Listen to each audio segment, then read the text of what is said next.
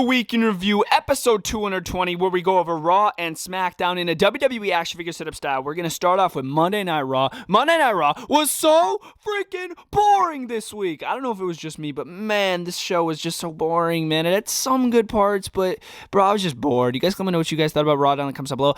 We're going to jump into Raw, the 220th time. Here we go. Opened up the show with Finn Balor. Finn Balor came out and he was talking crap about Damian Priest in the Judgment Days. Like, man, they're holding me back. I would have been WWE champion. Damian Priest is blaming me now. I should be blaming him. He gets interrupted by Rhea Ripley and Dominic Mysterio. They come out. They try to settle the score. They try to calm down Finn Balor. They try to say Damian Priest, he's not trying to do any of this. We need to be a formed unit. And then Finn Balor walked out on Rhea Ripley and Dominic. And then here comes Seth freaking Rollins. Dominic Mysterio gets pissed off by hearing Seth Rollins' music. And he's like, no. The crowd wouldn't let him talk. I can understand Dominic's frustration. Seth Rollins was even eating freaking wings. He was eating boneless wings, bro. He was eating wings as he was talking to Dominic, messing around with the crowd, setting up a little hype for the match that Dominic and Seth were supposed to have later in the show. I will talk about this. But as far as this opening promo, it was a lot. It was a lot to take in. Finn not talking to the Judgment Day getting interrupted by Seth. What's going to happen in the one-on-one match between Dominic and Seth? Will Priest try to cash in? It left me thinking. Raw started with a bang. I enjoyed this promo. Damian Priest and Matt Riddle teamed up in a tag team match to go up against Giovanni Vinci and Ludwig Kaiser of Imperium. This was our opening match, and it was pretty decent. We had Gunther on ringside, who, if the Imperium lost, Gunther would have been really, really disappointed in them, and they did. Giovanni Vinci got pinned again after the Claymore as Riddle locked in the ankle lock on Ludwig Kaiser. So Gunther was disappointed. Not that much in the Ludwig Kaiser, but Giovanni Vinci, because Giovanni Vinci lost last week and he's losing again this week. He took the pin. So Gunther's not happy with Giovanni Vinci. Him and Ludwig Kaiser walked out on Giovanni Vinci after the match as Drew McIntyre and Riddle were celebrating in the ring. It was pretty fire to see these two tag team up and take out Imperium. But as far as Giovanni Vinci about to get kicked out of Imperium, I don't think it's going to happen. I think they're going to reform and come back better than ever, and just Giovanni Vinci is going to try to show his allegiance to Gunther by taking out Drew or Riddle next week, like brutally. We'll see. We were about to get Dominic Mysterio versus Seth Rollins one-on-one, but before we could even have Seth Rollins enter the ring, he got attacked by Dominic. He got attacked by Damian Priest and Finn Balor, and then Damian Priest tried to cash in Money in the Bank. He couldn't, though, because Seth Rollins had some help. Sami Zayn and Kevin Owens, they weren't having it. They ran down. They evened up the odds, so then Priest could not cash in on Seth Rollins, and we didn't even get our match between Dominic and Seth Rollins like we were supposed to. They were supposed to run it back, but it didn't happen. Priest fails to cash in yet again. This led to a 6-man tag team match in the main event that I will talk about later. Logan Paul made his presence felt in Buffalo, New York this night, and he interrupted Ricochet. Ricochet was having a promo talking about Logan Paul, and he showed his respect to Logan Paul. He's like, he's great, but this is uncalled for. His unprofessionalism taking me out at Money in the Bank. He gets interrupted by Logan Paul. Obviously, Logan Paul comes out, starts bashing the city, the local sports team type deal. And then he starts bashing Ricochet. But he did say he was one of the most fantastic superstars he's ever seen. And then Ricochet does his little dive over the top rope, lands on his 2 feet, just like he did to Velveteen Dream in NXT all those years ago. The Velveteen Dream one was better, though, because he had the sound effect of the gorilla plating when he landed on it. This one was still good. It just didn't have the same effect because he landed on the pad. I don't know if that was just me. But yeah, it had so much more effect when he landed on the metal in NXT. But anyways, he confronts Logan Paul, and then they sort of brawl it out, and then Ricochet is standing on top after he hits like a little sliced bread off the apron, which was pretty freaking wicked. And this dive over the top rope, Ricochet, still insane. Absolutely epic. But as far as the promo from Ricochet's got to work on his promos, no doubt. He was stumbling over some words here and there. Same with Logan Paul. I don't know.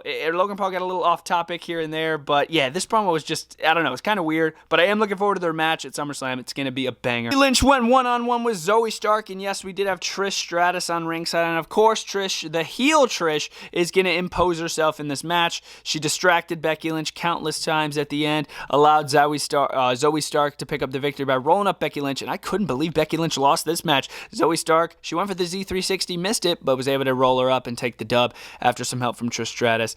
Like I said, this match was nothing special, but it was shocking to see Becky Lynch take the loss. It was the graduation of the Alpha Academy. Maxine Dupree was graduating because, of course, the teachings of Master Gable have paid off. Maxine Maxine won in her debut match, and now she's graduating. But of course, it gets interrupted by the Viking idiots and Valhalla. They sort of distract Otis and Gable as Valhalla takes out Maxine Dupree and steals the jacket that she was gifted by the Alpha Academy. I'm like, you gotta be kidding me, man. Maxine's speech was pretty good, but for it to get interrupted like this by the Viking idiots, and why are they continuing this storyline? I feel like this is like the 5th week in a row we've seen this. Like, how are they going to end this? Is it just going to be another 6-man tag team match? I don't know. We'll have to see. But the Viking idiots never win, I swear.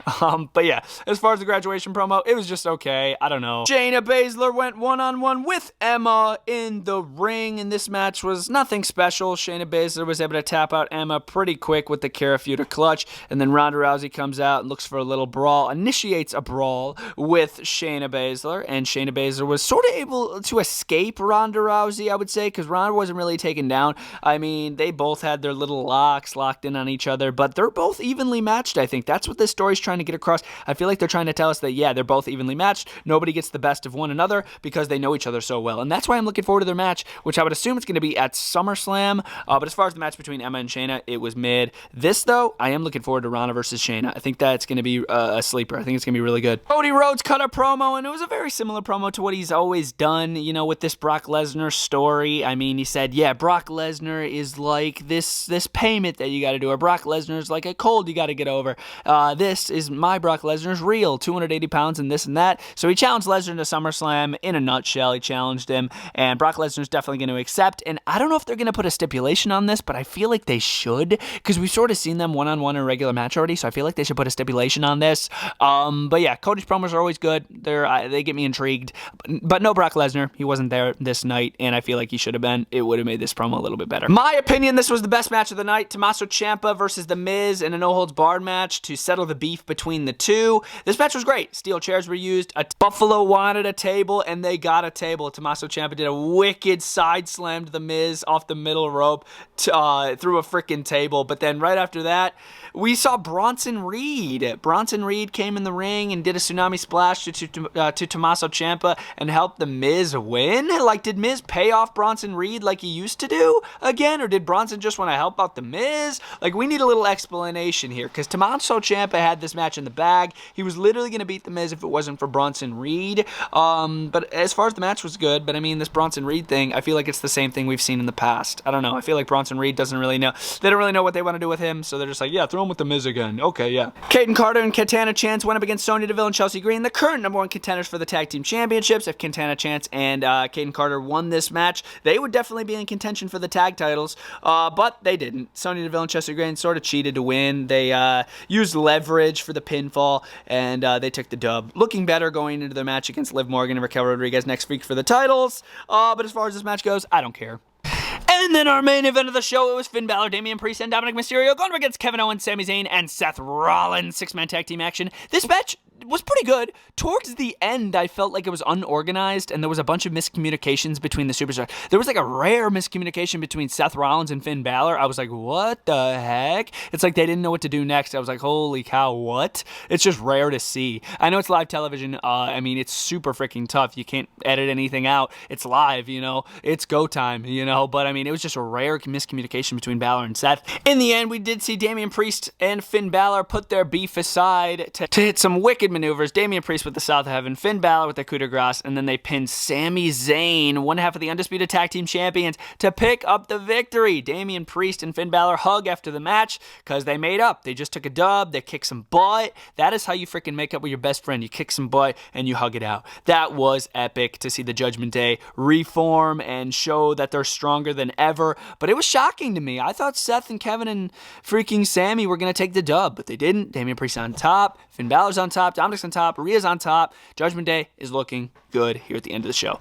But like I said, guys, this entire episode of Monday Night Raw, it was just okay. Monday Night Raw this week, I am going to give a solid 2 out of 5. Like I said, I thought it was a really weak show. We're going to jump into SmackDown and see what happened over in the Blue Brand. Continuing the week in review with SmackDown, we opened up the show with Bianca Belair and Charlotte Flair. Well, first Bianca, and then she got interrupted by Charlotte. Charlotte coming out saying how if Bianca wins tonight, of course, Bianca faced Asuka for the Women's Championship, Championship later in the main event.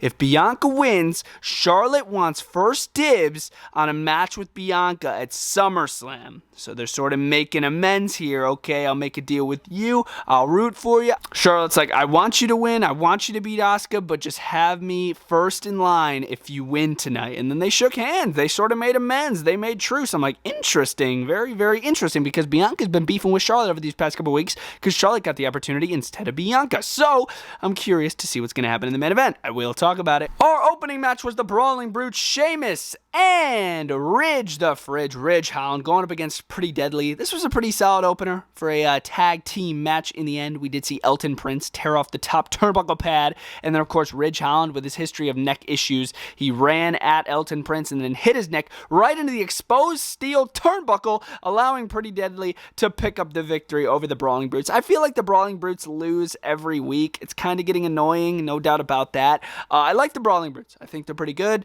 But yeah, I mean, and of course you got to put over Pretty Deadly. You can't just have them lose.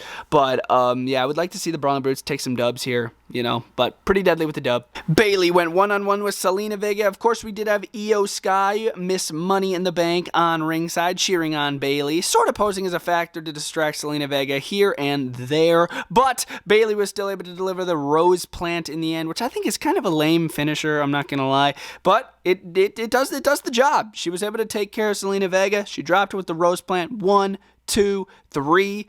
Bayley picks up the victory. Not a bad match, not a good match. It was sort of right there in the middle. But right after this match, what happened was pretty interesting. Shotzi pops up on the Titantron as Bayley and Io Sky are still standing there. And of course, they cut Shotzi's hair last week. Shotzi takes the hair out of the briefcase, which I thought was kind of odd, carrying somebody else's hair in a briefcase. But anyways, she takes the hair out of the briefcase, and then Shotzi pops up on the Titantron, and Shotzi's she's losing her mind. She's like, you really think you can control me? You think I'm afraid of you? This, that. I'm not afraid of nobody. And then she just starts shaving her head. I'm like, crap, there goes my elite. It's no longer accurate. So yeah, this Shotzi isn't accurate anymore. It might be an awesome figure, but frick, it's not accurate, bro. She just shaved her head on live television. I'm like, darn it, man. But anyways, Shotzi's showing she's a little crazy. I think she did go back to Shotzi Blackheart as well, which is pretty fire. I like that name instead of just Shotzi. But yeah, I guess she's going for Bayley. She's coming for Bayley. Right after that promo of the night, we did see Jey Uso coming out alone. It felt so weird seeing Jey come out alone. No Jimmy, no Roman, no Solo, no Paul. It was weird seeing Jey come out alone. He comes out, he starts talking about how he feels for Jimmy, what happened to him last week, gets interrupted by Paul and Solo. They come out and Paul starts manipulating Jey Uso. Same with Solo, saying how Jimmy Uso's injuries last week are your fault, Jey. They're your fault. How can you do this to your brother? How can you do this to your brother? Solo was saying the same thing. I'm like, dude, Jey, they're trying to manipulate you more. Don't fall for this. And he didn't this time. He didn't. Jey, he took a shot at Solo. They started brawling. He got Paul Heyman all to himself. He super kicks the wise man, Paul Heyman, which I thought was lit. I loved that. Paul Heyman taking a bump, man. I think that's the first bump he's taken since Brock Lesnar's F5. Correct me if I'm wrong in the comments. And then him and Solo brawled a little bit more. A little suicide dive to the outside. And it looked like Jey was going to use a steel chair to inflict damage on Paul. But then Solo was there to help out Paul before he can do any more damage. But this was a great promo. Even though they didn't have Roman Reigns, they still made a great promo here. I enjoyed it. It was a fatal four-way match to determine the next number one contender for the United States Championship. It was Santos Escobar, AJ Styles, Butch, as well as Grayson Waller. This is our first fatal four-way, and then next week's fatal four-way will consist of another couple superstars like LA Knight, Rey Mysterio, a couple other guys in there, and then the winner of the singles match faces Austin Theory most likely at SummerSlam. But anyways, this was a fire fatal four-way. I really enjoyed it. There were some wicked freaking quadruple moves off the top rope that they did. Styles' timing was amazing, bro. Styles gets distracted by Karrion Kross on the Titantron by beating up the OC. So I guess they're continuing Kross versus Styles, which I'm not happy about. Escobar takes the advantage of the distraction. Styles gets taken out of the equation. Escobar hits the splash on Grayson Waller to pick up the victory, man. Right after Styles got distracted, I'm like, yeah, it's going to be Grayson Waller then. Nope, it was Santos Escobar to win this one. I'm like, W, bro, let's go. Santos Escobar, a win for the LWO, a little frog splash off the top, pin on Mr. Eddie. I loved it, man. And Santos Escobar is going on to the finals for the U.S. title. But why are they continuing Styles and Cross? It's such a lame story, bro. Bobby Lashley. Yes, Bobby Lashley. I haven't featured him in the Weekend Review in a while here. I have to mention this. He pulled up in a limousine, and the Street Profits were like, okay, we're waiting for somebody. Like, who are they waiting for? Bobby Lashley gets out of his limousine. He's like, you guys ready? I'm like, where are they going? Are they going to go talk business? Are they going to reform like a new-aged Hurt Business? I don't know what their plans are. Most likely another Hurt Business. Hopefully without MVP. Thank God. That dude's annoying. But even though I met him, he was pretty cool. But anyways, still annoying on television. A new formed Hurt Business would be dope. With these three guys, they'd be unstoppable. Street Profits, Bobby Lashley?